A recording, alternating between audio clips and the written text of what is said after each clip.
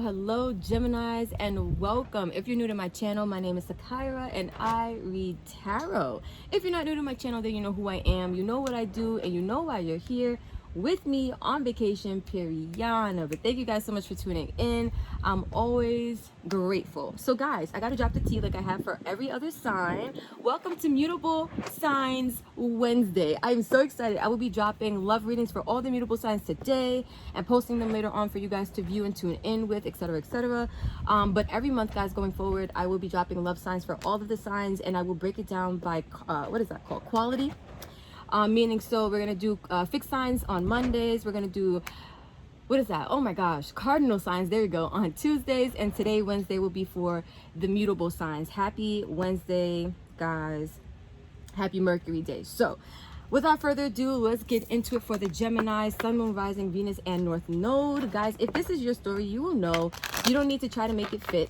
I feel like I'm saying that to everybody because I realize that it is a thing that people tend to do because they want something to resonate. They want clarity. They want understanding. They want confirmation. But again, you have all the answers inside of you. So you will know automatically what is the truth and what is your story when you come in contact with it. It will be this frequency of resonance that you won't be able to deny. So when you feel that, then you know that that is your story.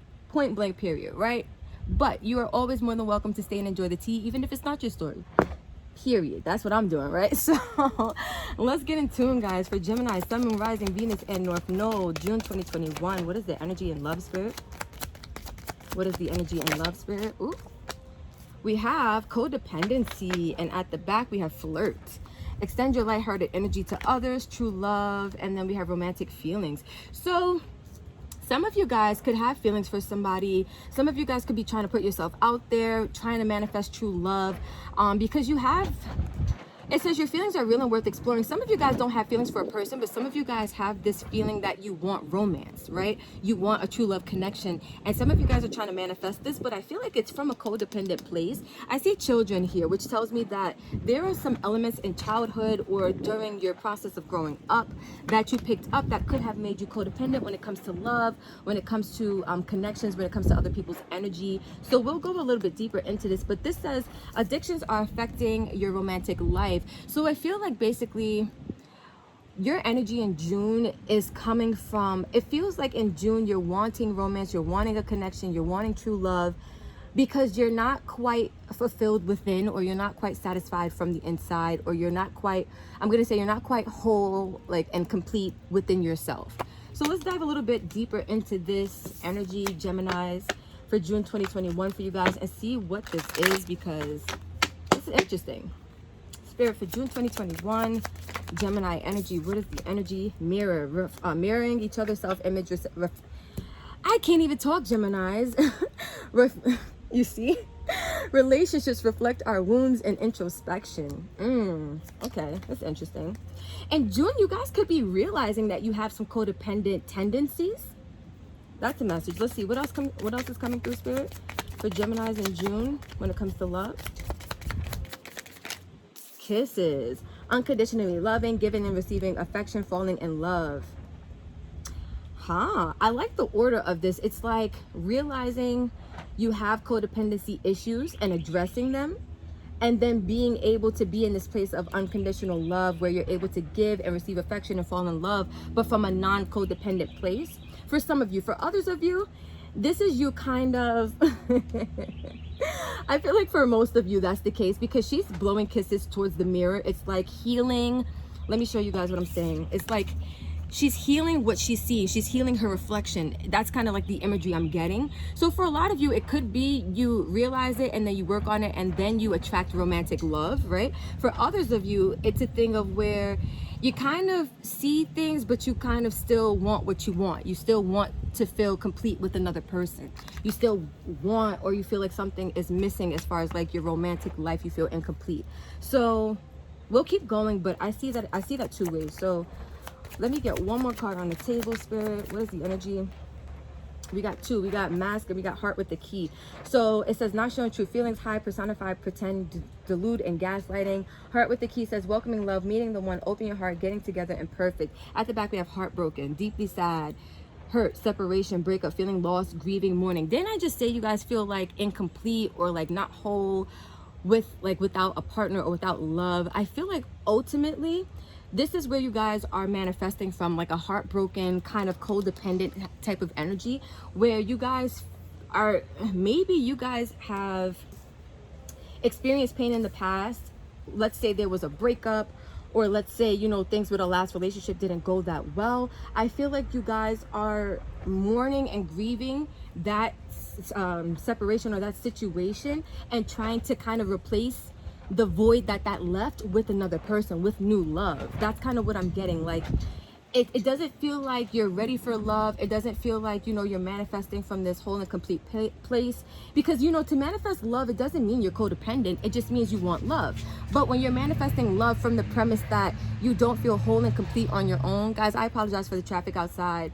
I am in Florida, but it's not as loud as New York City, but it's not as quiet as I would like it to be either. So there's that.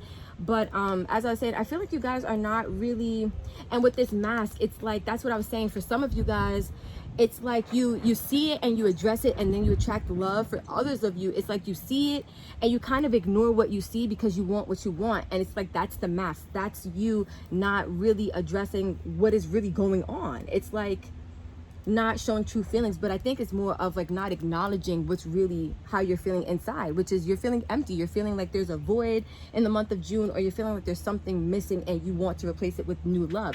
You want to, some of you guys could be flirting with people. I'm hearing like meaningless flirting, like you're just putting yourself out there with people because you just need something to do with your time. It's like a distraction. That's what it feels like. So let's get into this. With this key, with the heart with the key, let me show you guys what it looks like. This to me feels like, it says welcoming love, meeting the one, open your heart, getting together, perfect. You guys, you guys could very well manifest a person in the month of June or a little bit after, but it doesn't feel like the relationship that is gonna, I don't want to say it's gonna last or not.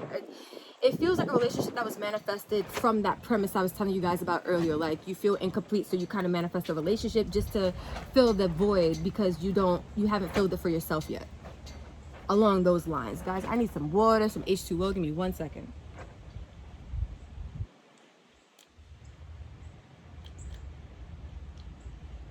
Ooh, that is so nice. And it's icy cold. I love it.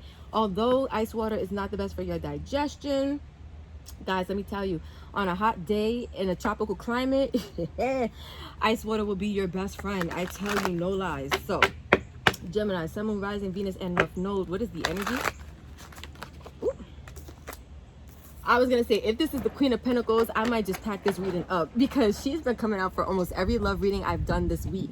But today we have the King, and I feel like this is such a Gemini thing to do. It's like, why settle for the Queen when we can be the King? That's a joke, guys, but I do kind of feel like the energy of you guys wanting to, let me pull more cards, but this really feels like the energy of you guys wanting to have your life set up in the way, like, how do I explain that? Like you want to be the master of your reality. You want your life to be set up in the way that you want it to be set up. You want things to go the way you want them to go. You want to have the connection, the family, the businesses, the money. Like you want to be in your power is what this feels like. So let's see what else comes out on the table. For Gemini, Sun, Moon, Rising, Venus, and North Node, we have the Seven of Swords. But I was going to say, but it's like the way you're going about it, guys. Didn't I tell you? It's like you guys are manifesting. It's like you want to be in your power. You want to, you know, attract this love. But the place you're doing it from, it feels like it's not a whole and complete place. This is a form of self-sabotage because you're not doing the work to heal yourself. Should this be your story, I'm saying, right? So let's see what else we're getting on the table. All right, we got the Ten of Pentacles. Didn't I tell you guys, it's like you want what you want. It's like you see a vision for yourself, and it's like almost like some of you guys could be, let me get this right. Some of you guys could be not codependent on a person or their energy, but codependent on a certain vision that you see for yourself. and you're kind of willing to manifest whatever you need to manifest in order to achieve this vision. But it's like the energy I'm getting from it, it's like you're so fixated on this vision that you're willing to be inorganic in your manifesting process about it. Like you're manifesting from this Seven of Swords type of place. Like I can't really put it into words as of right now, guys, so I'm gonna put more cards on the table. But Gemini, like I can't say it any better than I have so far. Like I can feel it. You guys are manifesting ultimately from a place of codependency, whether that is codependency on a person physically and their energy, or codependency on like this vision that you have your mind fixed on, that you're just kind of like, you're unswayable when it comes to that. It's like, I want what I want, even if it's going to be like a self-sabotage thing. I want what I want, and this is the way to get it. Some of you guys feel like the way to have the life that you want is by having a person in your life. Like you need a partner. Some of you guys could have Libra in your chart. That's very much like Libra energy, the balance and like partnership, seventh house energy. But let's see. And it comes out. Okay, boom. And the Tower, guys, I'm excited because I have to tell you, I could not put this into words, but here we go. Spirit is helping me. So,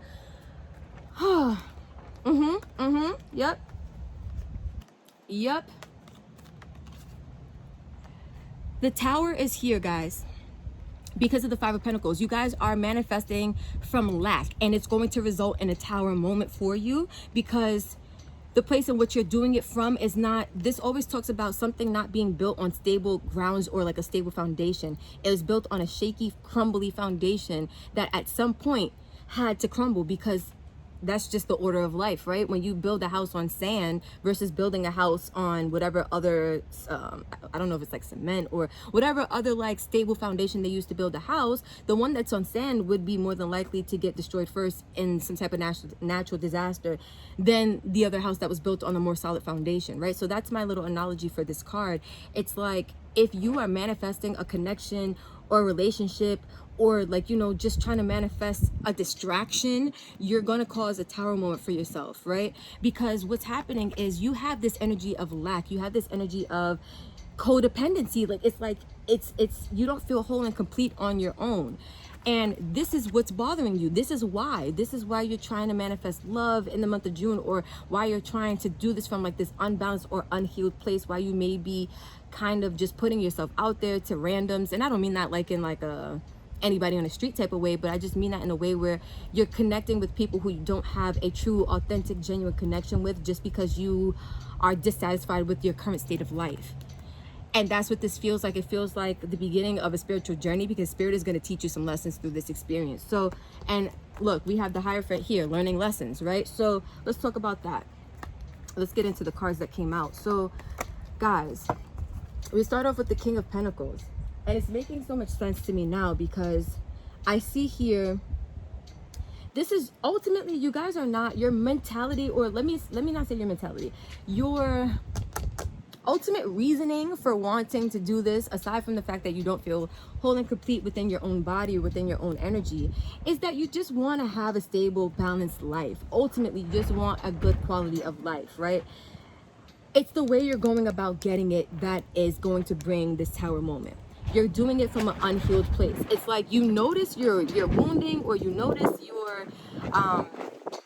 your self-sabotaging habits, but you don't do the work to kind of, I guess, get yourself out of that energy, or you haven't. And you see, all you're after is just the lifestyle that you want, this Ten of Pentacles. It's like this vision or this dream that you have for your life. And it's like you are exploring your options in order to do it, but you're exploring your options from a place of unhealing, right? And remember, I was talking about mourning and grieving. This is Five of Cups energy, literally. You see, this person is so sad. They went through whatever loss, and they're mourning and they're grieving. I could feel it, guys. It's like, and then we have under this, we have Paradise. This feels like the distraction. This says happiness, expansion, joy, playfulness, oneness, enjoying each other. It feels like you guys are trying to heal a broken heart by replacing the void with a physical person to distract you from the pain that you dealt with in whatever last situation. It's like some of you guys haven't fully processed whatever ending, whatever pain came from whatever situation prior to. And right now, it's like you are entertaining these options in the month of June because you haven't done the work to heal. Let's get some advice on the table for the Geminis. We have the World. It's time to end. I'll put this on the table. It's time for some cycles to end. It's time for this codependent cycle to end. Even look at the coloring. You got the pinks, just like the pink in this Romance Angels Oracle deck. And guys, I'm a stickler for like symbology. I love symbolism. So I see the connection there. It's time for this cycle of codependency to end. This is what Spirit is telling you to do.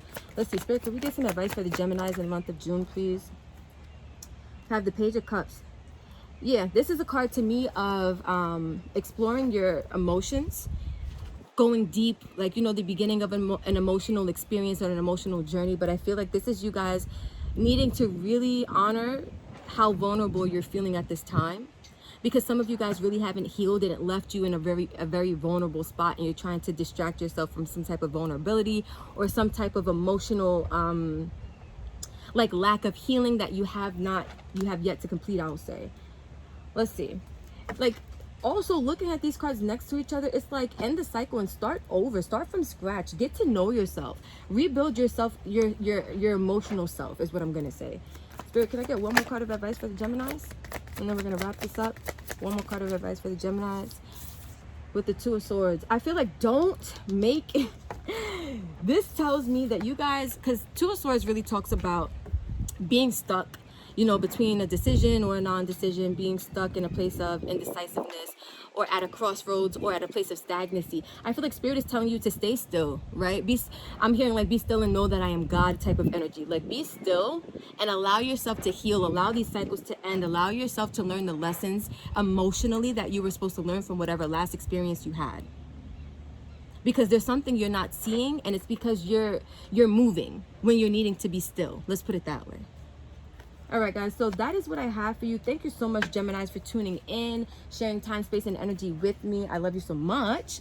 And guys, if you vibed with any of these messages, if anything resonated, please don't forget to like, comment, share, and subscribe. Let's keep this beautiful channel and family glowing, growing, and going. Until next time, I love you guys so much. Namaste.